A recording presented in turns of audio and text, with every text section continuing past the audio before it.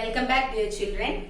Now we will move to the next topic, thermal expansion.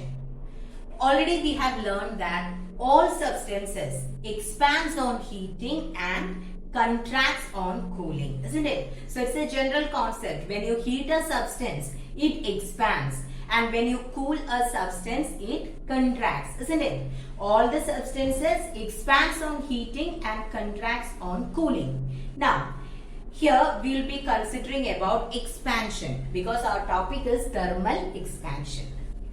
When you are supplying heat on a body, or when naturally when heat is supplied, what happens to the temperature? Temperature increases, isn't it? Now, heat is a form of energy. So, when heat is supplied on a body, the molecules on the body gets more energy, isn't it? When heat is supplied to a body, the molecules gets more energy. Why? Because heat is a form of energy. Now, the molecules are getting more energy means what? Already the molecules are in random motion. When it gets more energy means the motion will be more vigorous. That is, when temperature increases or when heat is supplied, the molecules will start moving vigorously. Okay? Already we have learned that all the molecules in matter are in random motion. So already it was moving, but when we supply energy, when we give more energy, what happens? The molecules will be getting more energy and it starts moving vigorously. Okay? That means when it moves, the molecules are moving apart. Due to that, what happens? The substance expands. Okay? And the expansion of a substance by absorbing heat can be called as thermal expansion. Okay? So what is thermal expansion? The expansion of a substance by absorbing heat. And I think you understood what is the reason. When you are supplying heat, the molecules are getting more energy and it starts moving vigorously. And when it moves, what happens? The molecules are moving apart. That means the substance will expand, or there will be a change in the size, area or volume of the substance. And this expansion of a substance by absorbing heat can be called as thermal expansion. Now, thermal expansion can be of three types. Okay, there are three types of thermal expansion: linear, superficial and cubical. Okay, linear, superficial and cubical are the three different types of thermal expansion.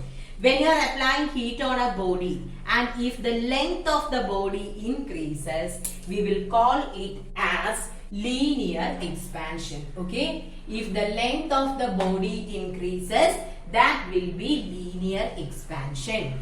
Then, by absorbing heat, if the length and breadth, that means if the area increases, we will call it as superficial expansion. And if the length, breadth and thickness or height increases, we will call it as cubical expansion. That is, here actually the volume increases. Okay. So, by absorbing heat, if the length of a body increases, we will call it as linear expansion. If the area increases, length and breadth increases, that is superficial expansion. When the length, breadth and height, that is volume increases, we will call it as cubical expansion. Okay. So these are the three different types of expansion. Now, when you are considering solids, they actually have a definite shape, isn't it? Solids possess a definite shape. So by absorbing heat, solids can undergo linear, superficial or cubical expansion. Okay? Since solids have definite shape, linear, superficial or cubical expansion will be shown by them. Now, moving to liquids and gases. Liquids and gases do not possess a definite shape, isn't it? No definite shape for liquids or gases. That means they won't undergo linear or superficial expansion. They can have only cubical expansion. Okay, only cubical expansion will be there for liquids and gases. Why? Because they do not have a definite shape. Okay, so is it clear?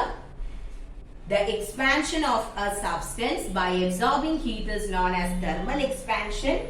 Then expansion can be either linear, superficial or cubical. By absorbing heat, if the length of a substance increases, that is known as linear expansion. If the area increases, superficial expansion. And if the volume increases by absorbing heat, we will call it as cubical expansion. Since solids have a definite shape, linear, superficial as well as cubical expansion can take place for solids. In the case of liquids and gases, they do not have a definite shape. So, it can have only cubical or volume expansion. Okay. Now, first we will be discussing about the thermal expansion in the case of solids. Okay. So, we will be moving to the thermal expansion in the case of solids. We have number of examples or activities in order to prove thermal expansion in solids. So, 2 activities are given in your textbook. Just read that activity. After that, I will be sharing a video. Okay, together with these videos, I will be sharing a video to prove that solids expands on heating. Okay, so you can check those videos also. If I explain, it won't be much clear, but when you view that, it will be clear for you. Okay, so I'll be posting a video to prove thermal expansion in solids. Now, the factors on which thermal expansion in solids depend. Okay, thermal expansion in solids depends on 3 factors. Okay, first one is the temperature. Thermal expansion depends on the temperature. Now, we are having 2 metal rods. Okay, 2 metal rods made up of same substance and same size. That is 2 identical metal rods.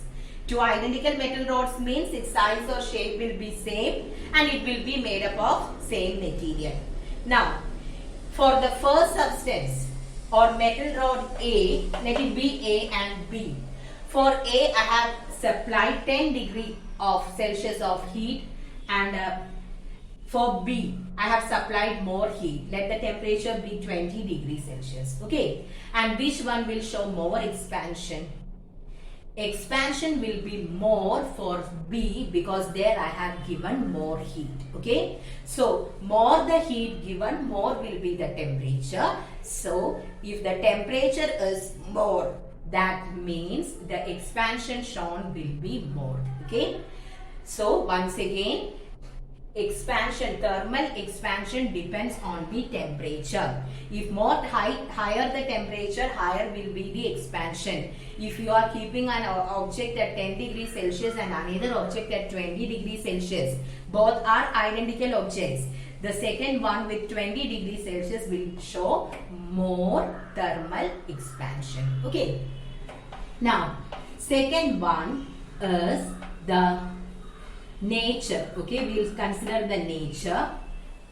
The rate of expansion is not same for all the substances. Okay, it will be different for different substances. Certain substances will expand more, and for certain substances, if you give the same amount of heat, then also the rate of expansion shown will be not equal to the first one. That is, the thermal expansion shown will be different for different substances. For different solids, we are considering solids itself. Okay, so it will be different. Now, the third one is the size. Okay, size of the substance. If you are applying heat on a smaller substance or a bigger substance, which one will be showing more expansion?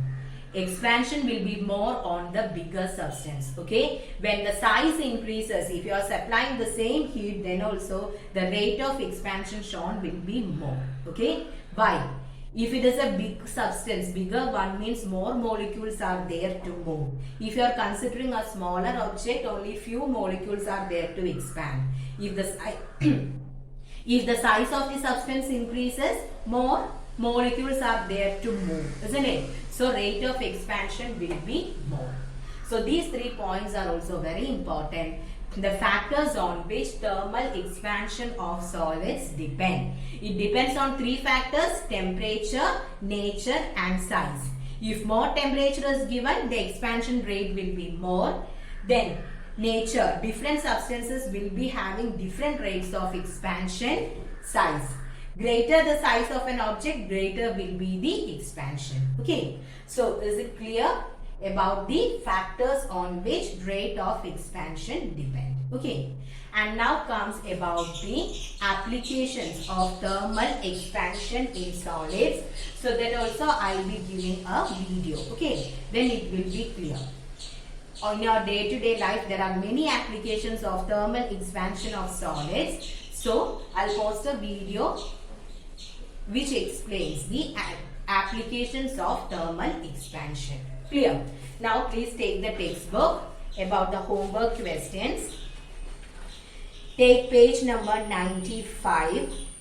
In that,